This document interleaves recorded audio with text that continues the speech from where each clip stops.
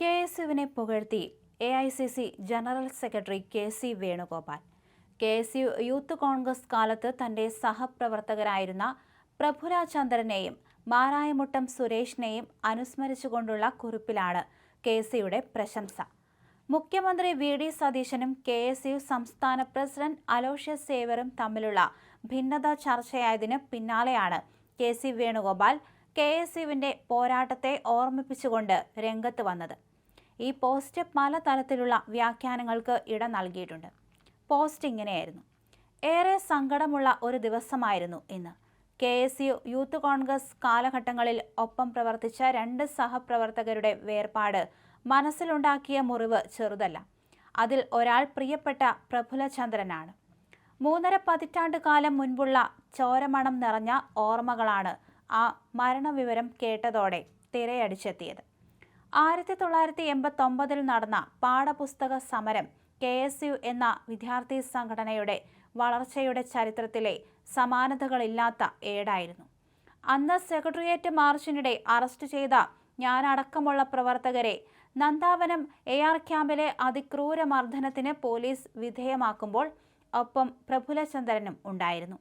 ആദ്യകാലം SFIക്കൊപ്പമായിരുന്നെങ്കിലും പിന്നീട് കെ.എസ്.യുവിനൊപ്പം അണിചേരുകയായിരുന്നു പ്രഫുല ചന്ദ്രൻ. നിസ്വാർത്ഥമായ സജീവ പ്രവർത്തനം കൊണ്ട് ഞങ്ങളുടെയൊക്കെ പ്രിയപ്പെട്ടവനായി പ്രഫുല ചന്ദ്രൻ മാറിയിരുന്നു.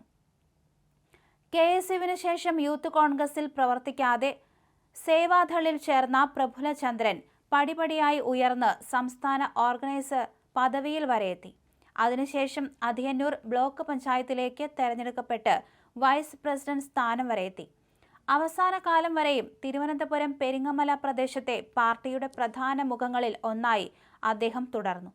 ഇന്ന് പ്രഫുല ചന്ദ്രന്റെ ചേതനയറ്റ ശരീരത്തിന് മുന്നിൽ നിന്നപ്പോൾ നന്ദാവനത്തെ അതിക്രൂരമായ ലാത്തിചാർജിന്റെ ഓർമ്മകളാണ് മനസ്സിലേക്ക് ഓടിയെത്തിയത്. എനിക്ക് മുൻപേ ആദ്യത്തെ ലാത്തിയടി വീണത് പ്രഫുലിന്റെ ശരീരത്താണ്.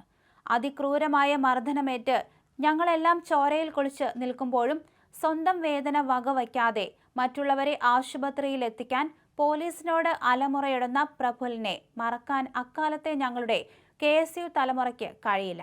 പിന്നെയും ഒട്ടേറെ വിദ്യാർത്ഥി യുവജന സമരമുഖങ്ങളിൽ അതിലും ഏറെ വീറോടെ കണ്ടിട്ടുണ്ട്. മനസ്സിനും ശരീരത്തിനുമേറ്റത് ഒരു കാലത്തിനും മറക്കാൻ കഴിയാത്ത മുറിവുകളാണെന്ന് പ്രഫുല ചന്ദ്രനുമായുള്ള അവസാന കൂടിക്കാഴ്ച പോലും എന്നോട് പറയുന്നുണ്ട്.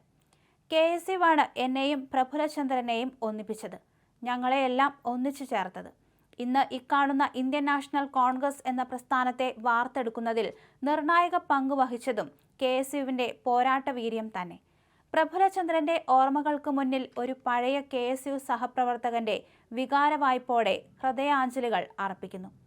കെ.എസ്.യുവിലും യൂത്ത് കോൺഗ്രസിലും സഹപ്രവർത്തകയായിരുന്ന മാരായമുട്ടം സുരേഷും വിദ്യാർത്ഥി യുവജന സമരമുഖങ്ങളിൽ നെഞ്ചുവിരിച്ചിരുന്ന് പ്രസ്ഥാനത്തെയും പ്രവർത്തകരെയും സംരക്ഷിച്ച നേതാവാണ്. സെക്രട്ടേറിയറ്റിന് മുന്നിലും തലസ്ഥാനത്തെ നഗരവീഥികളിലും നിരവധി സമരമുഖങ്ങളിൽ ഞങ്ങൾ ഒന്നിച്ചായിരുന്നു. കെ.എസ്.യുവിലും യൂത്ത് കോൺഗ്രസിലും ജില്ലാ സെക്രട്ടറിയായ സുരേഷ് പിന്നീട് DCC ജനറൽ സെക്രട്ടറിയുമായി. ഒരു പ്രതിസന്ധിയിലും പതറാത്ത പോരാളിയായിരുന്നു സുരേഷ്. സഹപ്രവർത്തകരോടും പ്രസ്ഥാനത്തോടും അചഞ്ചലമായ കൂറും പ്രതിബദ്ധതയും മരണം വരെയും പുലർത്തിയ സുരേഷിന്റെ വേർപാട് ഞങ്ങൾക്കെല്ലാം വലിയ നഷ്ടമാണ്. ആദരാഞ്ജലികൾ. അതേസമയം കെ.എസ്.യു മുഖ്യമന്ത്രി പോര് മുറുകുകയാണ്. മുഖ്യമന്ത്രിയും കെ.എസ്.യു സംസ്ഥാന അധ്യക്ഷനും ഒരേ പരിപാടിയിൽ പങ്കെടുത്തുവെങ്കിലും മുഖ്യമന്ത്രി മുഖം കൊടുക്കാത്തത് കൂടുതൽ വിമർശനങ്ങൾക്ക് ഇടയാക്കി.